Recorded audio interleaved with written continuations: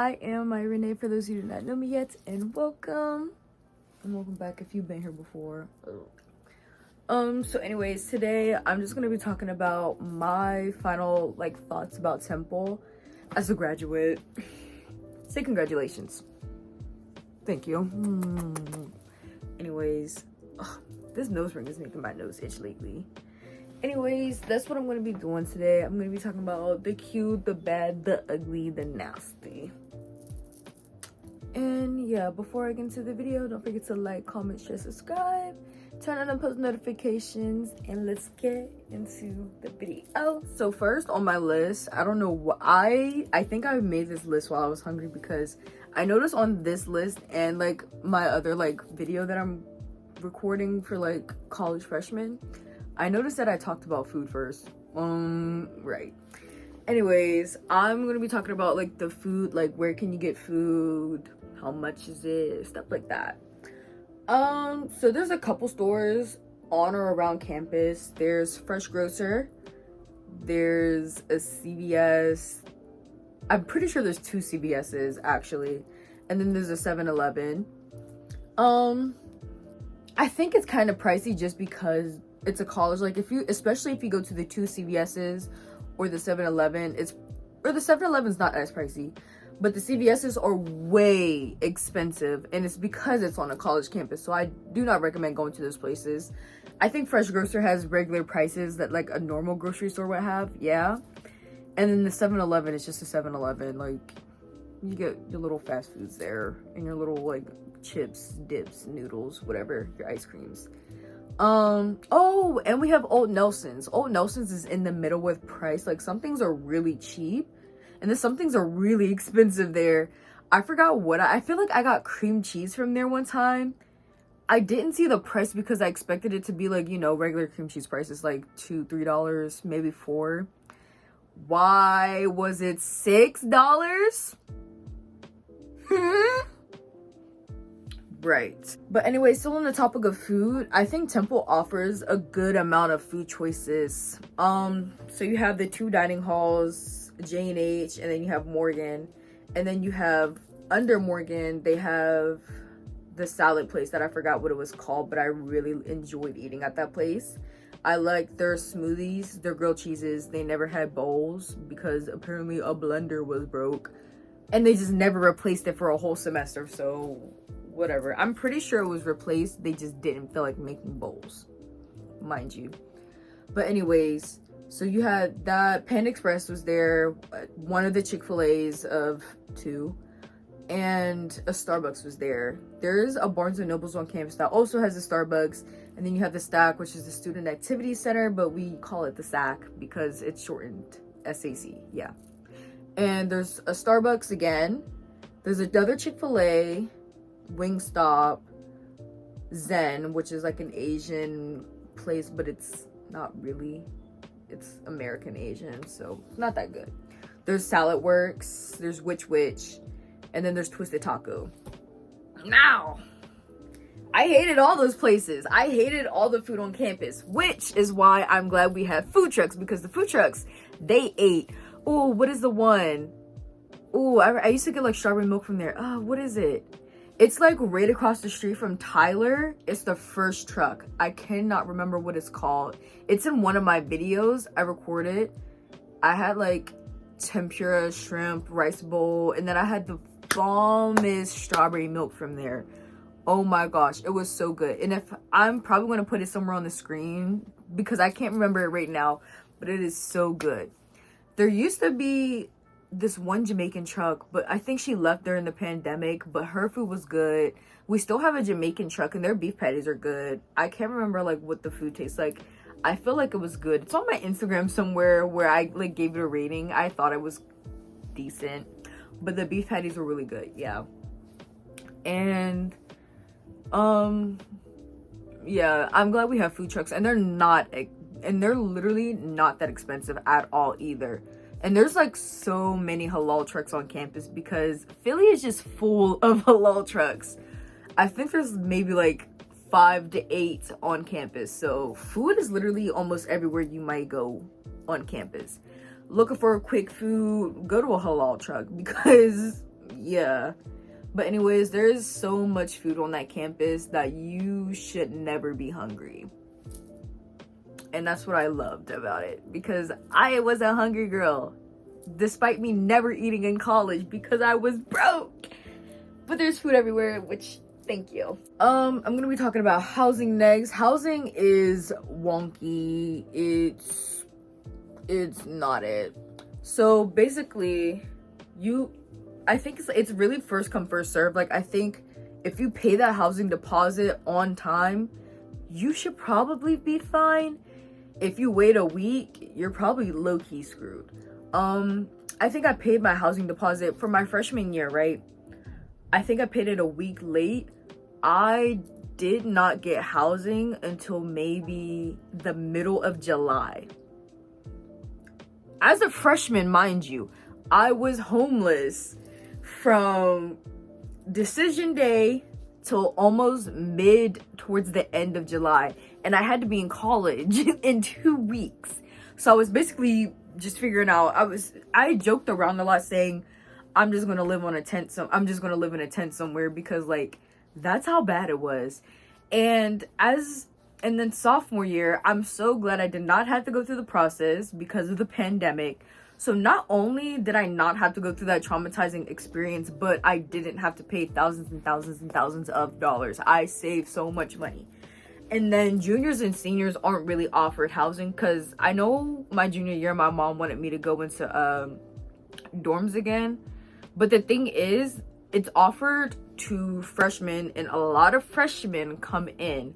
And then the sophomores that are already there, they're also offered housing. So as a junior, I would literally have to wait until maybe a week after school started to maybe have housing. I don't know. I started living in an apartment because it was a safer option than waiting till last minute to maybe see if there was something left. But basically, housing there is so wonky. And then like, the thing is always like not shutting down, but like, everything Temple has, it always shuts down when there are too many people on it at once. It never just works, but I'm pretty sure that's every single school. But yeah, housing is kind of wonky. You want to know what else is wonky at Temple? The way they do scholarships. I actually think it's not even just wonky. It's so like messed up what they do, because I have the Pittsburgh Promise Scholarship. It's $5,000 a year, and basically it's split in half, so like $2,500 every semester. So my first semester of college, it used to be the worst, because I will always have to owe them $2,500. That's literally the only thing that was left on my payment. And like, it would say it's going through, like, it'll show like right before the due date for that semester, it'll show that it has gone through. As soon as it hits the due date, they say, oh, we don't have it. We're still waiting for it to process. So then you get a $50 upcharge, and you have to pay that because your scholarship doesn't pay for it. You have to come out of pocket for that $50, which I think it's so messed up that they do that. And they literally do it to every person who has scholarships. If you are waiting for a scholarship, expect to pay that $50, and they don't even refund it. Despite it not being our fault, they don't refund it. It's just like, whoops, like, we don't know what to do. And I think it's so nasty. It's evil. It's despicable. It's giving my $50 back, because that's not my fault. It's literally your fault. But yeah, if you have a scholarship, just expect it to be messed up, wonky. You're going to have to owe $50 every single semester. That's $100 a year, because they can't get their scholarships right. And I remember literally my last semester of college, literally just a couple months ago, it was me. I think in every single class I had, somebody said, hey, did anybody's scholarship go through yet? And I had to tell them, no, it never goes through on time. You're going to have to owe that $50 out of pocket. Temple, I really want you to fix that, because that is evil. Give us our $50. You know what?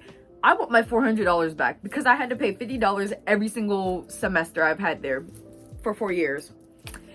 Give me my $400 back. Anyways, yeah, if you have a scholarship, I'm sorry. Yeah. So I'm going to talk about meal plans next, because That's also something kind of weird at Temple.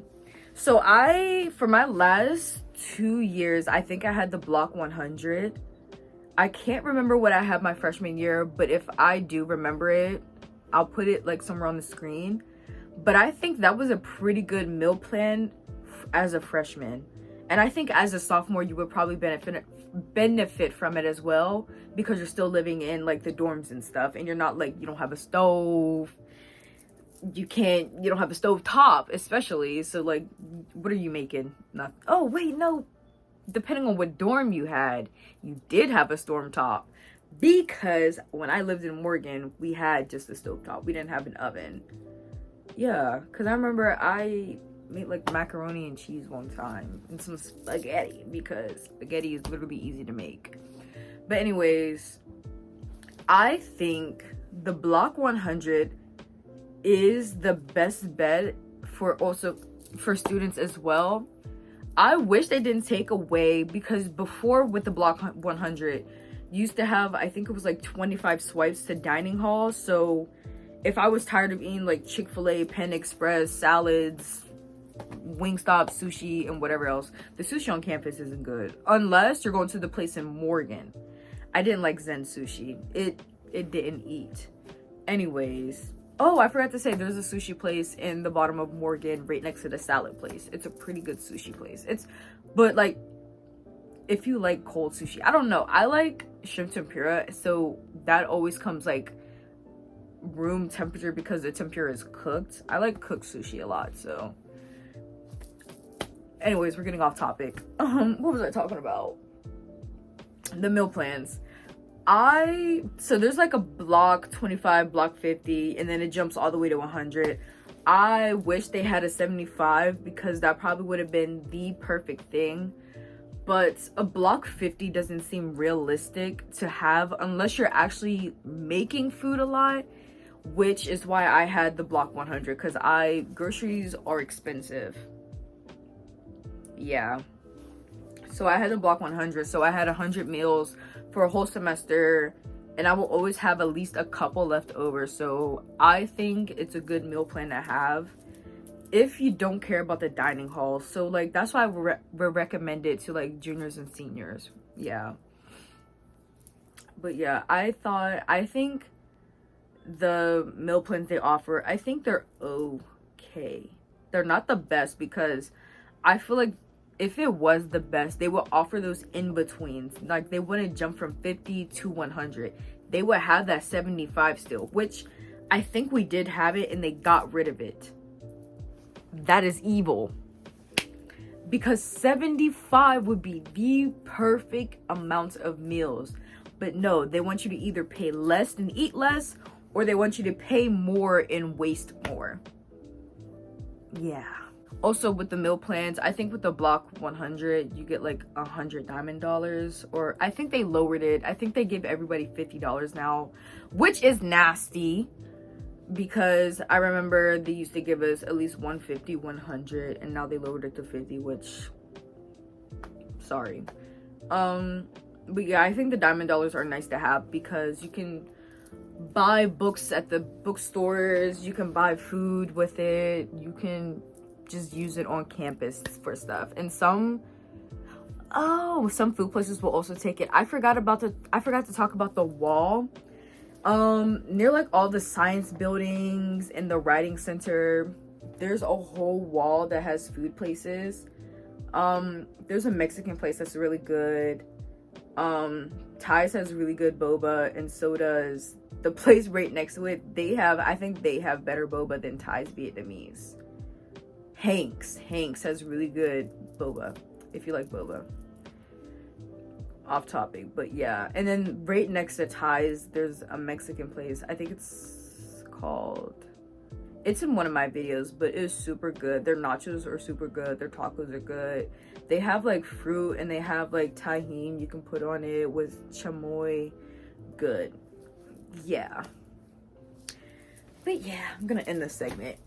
So I'm going to talk about the dorms. I think the dorms are way overpriced sometimes, especially living in Morgan. Like, I understand why it was at its price, but also they could have knocked off $1,000 at least.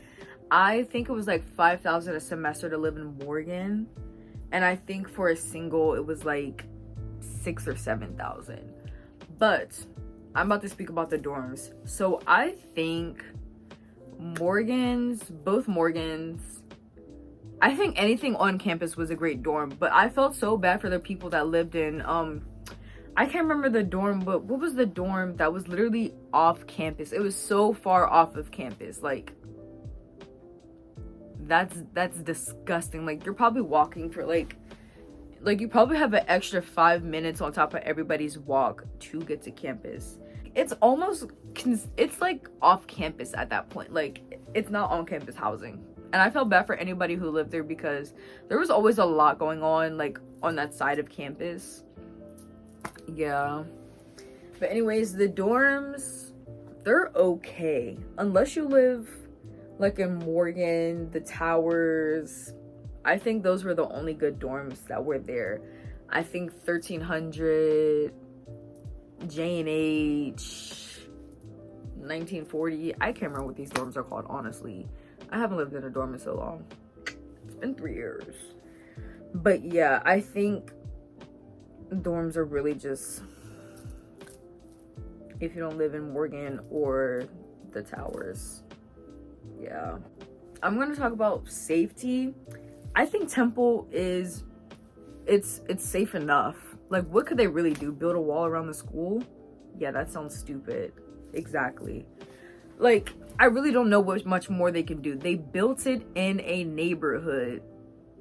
They built it in the middle of a neighborhood and made everything around it expensive. Like, what did they expect? Like, they built it in North Philly, in the middle of a neighborhood, and made it unsafe. What do they expect? And the security guards there are actually trash. Not all of them, but a lot of them are. I don't think they really care for their job. I think they're just there to get paid, because a lot of the time they really be doing anything. I remember this one security guard was literally like just rapping on the street, like not caring about nothing. Yeah. Anyways, yeah, I think like some of them care about their jobs and are there to like help people, but then the other lot of them aren't. And we're also near like 2 police stations. I know I lived right next to a police station on 1700 in Montgomery, and there's another police station down the street on Montgomery near Vantage in the View. And then I think there's another one around the corner on Cecil B, I think it is. But yeah, I think Temple is safe enough. I mean, look at me.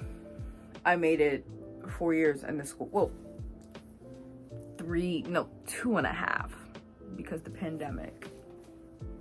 But you know what? I didn't mind the pandemic. I wanted to be home. I was stressed. I think the pandemic made school easier. Mind you, it also made everyone lazier. So, yeah. But I think Temple is safe enough. They're doing their best with what they were given, what they have. Like, there's really not much they can do. Like, when you think about it, there's really not much they can do. Unless you want them to build a wall around the school, there's nothing else to do. And if you want them to build a wall, seek help, because you're crazy. Like, yeah. I mean, they already started to not let people come into like Morgan at certain times because of all the fights that were going on. So they're doing something. It's not like they're not doing something. And it's not like there's hundreds and hundreds and hundreds of students getting hurt every semester, every year. But yeah, I think they're doing what they can. It's really not much you can do. But what do they want? The Temple officers to go into every house and take all the guns out? Like, I don't know. Also, to go along with safety, you can get a walking escort, which I had someone who I knew had a problem with that, because the walking escort was, there's a couple stories that I know from friends. The walking escort was like hitting on her and it made her uncomfortable. The walking escort was mad that they had to escort somebody home. And then 3, the walking escort just didn't care. Wasn't really paying attention. Wasn't like just escorting. Yeah, those are the 3 stories I heard. And then there's also the Temple flights. So they changed the flight like system. Like before you had to like order a flight and it would take like 30 minutes to like 2 hours to finally get on the bus, because they also didn't have a lot of buses back then too. But like also I think they switched it because I think crime started to get a little bad. So then you would go to like a certain stop. Like before you could request it like to certain places, but now there's set stops and they come like every like 2 to 5 minutes. Honestly, I think I like it better this way, despite me not getting let off at my front door. I think like it coming that often, I think it makes it better, because before, you, like I said, you used to have to wait 30 minutes to 2 hours. Like you would literally have to call that thing. Like if you plan to leave in 2 hours, call that thing right now, because it's not going to get there for 2 hours. So like what can you do? Yeah. So those are 2 safe options to walking home and stuff. Also, I feel like you can probably call a police officer to take you home. I think you can do that. I had a friend that did it, so yeah. So also I forgot to add this with crime. Sometimes Temple doesn't actually say all the crime that happens on or around campus. So I will follow like Keep Us Safe to You on Instagram to just get like a lot of alerts, because they post alerts that Temple doesn't post, because Temple just doesn't post a lot of alerts apparently because they hate us. So yeah. So clubs at Temple, there was a lot of clubs. I was in MCPB, which technically isn't a club, but it's also kind of a club in a way, which is main campus program board at Temple University. And we just did a lot of events for students to come to. Like we hosted a lot of bingos, we had game nights, we had like, yeah. But I would go to an MCPB event because they're actually really fun. Like I know I used to go to a lot of their events before I finally joined, but that one you have to apply to join. And yeah, but there's a whole lot of like clubs on campus. There's like some that go for racial and ethnic groups, some for like talents like singing, dance, a cappella, some for STEM, some for women in business, some for Black women in business. Like there is a number of clubs and groups to join at Temple, so I would take advantage of those for real. But yeah, I think the clubs were really fun. I was gonna talk about MCPV, really fun club. You meet a lot of good people. So I forgot to talk about, I was literally in a club my senior year, another one, before I graduated, called Theater Underground. So if you're an acting person and you're a person of color / mainly Black, I would join that, because Evan, Journey, Matthew, Brianna, and I can't remember who else was on the board, but they're doing a great job with that club. So if you're a Black person or a person of color and you want to join a theater club, Theater Underground. Yeah.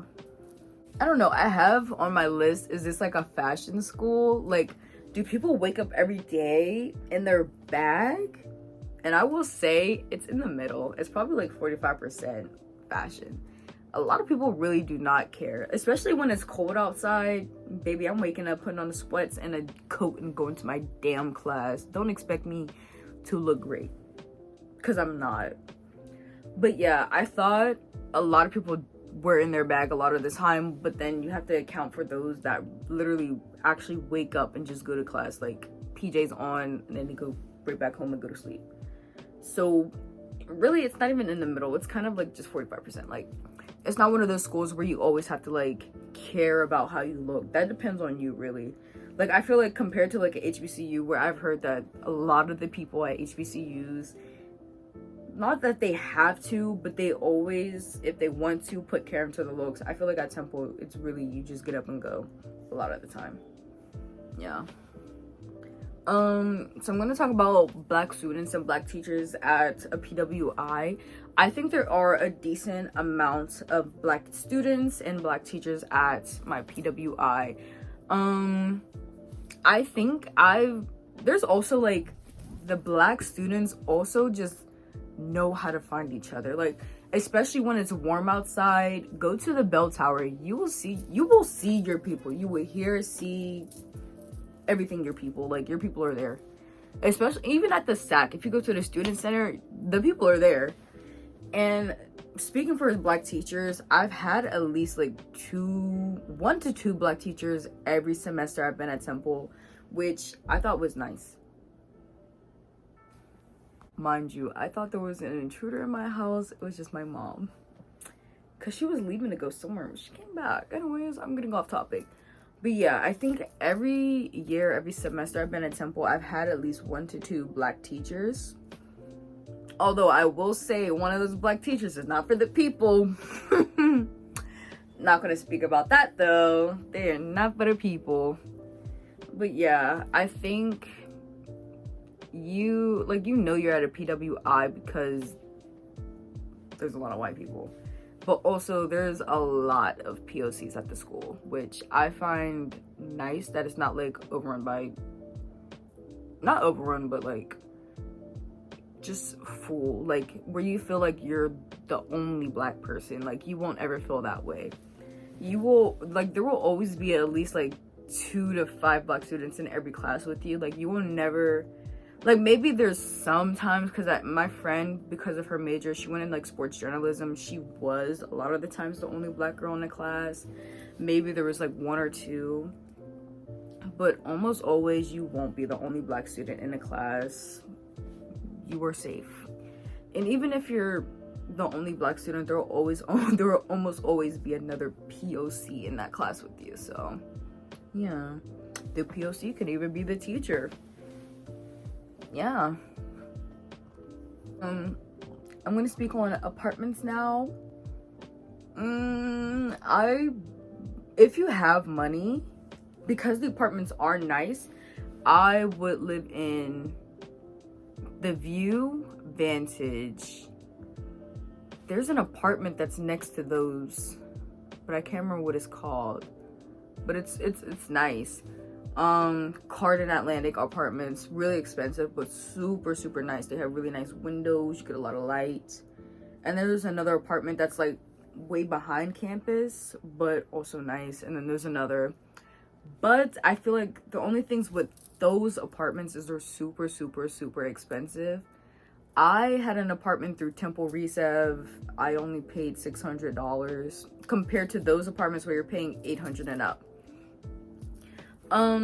They came completely unfurnished, which those other apartments come pretty furnished. I had to get everything myself, which I only had a bed and I had a TV and a dresser. That's all I did, because I'm not living there for long. It's not gonna be my house for long. But it is the cheaper alternative, like living, because those other apartments, they're more expensive, but they are also more closer to campus. I lived at least a couple blocks behind campus on 17th in between Berks and Montgomery. But yeah, I think like the more off campus apartments are less expensive because they are off campus, I think. And then the off campus but are really on campus apartments, those ones are so much more expensive. And I feel like it's because they're more closer to campus. So they're getting money from people whose like parents don't want them really like too far away from campus because they think it's really, really dangerous. But yeah, if you go like off campus, you will always find like cheap apartments. Cause I know I had some friends who their rent was like $300 to $400, and there was 4 of them in the apartment. But that's because they live like super far behind campus. Not gonna hold you. They lived a little walk away, but it was cheap for them. But yeah, I forget to add for off-campus apartments. I feel like a lot of the times like people are really scared of their neighbors, but they're actually chill. Like my neighbors, like where I live, they were chill. They didn't bother us. We bothered them because I lived on a street with a lot of frats, and I think there was at least like 2 to 3 frats. I don't even know if they were actual frats, but they were like party houses, like music playing from 6 o'clock at night until 3 in the morning, basically. They were super loud, noisy, whatever. But I think the neighbors are chill, but then a lot of the time we were our neighbors, and it wasn't like actual people from the neighborhood, but there were still a lot of like people from the neighborhood on our street, but they were chill, never caused a problem. I said good morning to them a lot. They said good morning to me. Asked how my day was. I'd say I'm stressed because I'm a student. They were like, hang in there, and I'm like, thank you. But yeah, the neighbors are pretty chill. That depending, yeah. But those are just some things about Temple, some thoughts I have about it. Yeah. Also, I feel like Temple is really a cash cow. Like, a lot of the things they do is really to get your money. So yeah, like I know a lot of the things because I just found out some colleges actually make laundry free. Not Temple. It was actually expensive at Temple. It was super, like, I feel like it was like almost $3 or $4 to wash and dry your clothes, but like for each machine, like I feel like it was like $3 to wash one load of clothes, and then it was more expensive to dry it. So I feel like it was $3 and $4, which that's crazy to me. And then finally I lived in an apartment with the washer and dryer literally in my apartment, which was nice. But yeah, those are my thoughts and opinions about Temple. If you went to Temple, put some more in the comments, because I want to know what y'all thought, because I have a lot of strong opinions on Temple. I didn't share all of them because I feel like a little bit of them could be really controversial. Anyways, yeah, I'm gonna go now. When the sky is blue and my pink 42 and my boys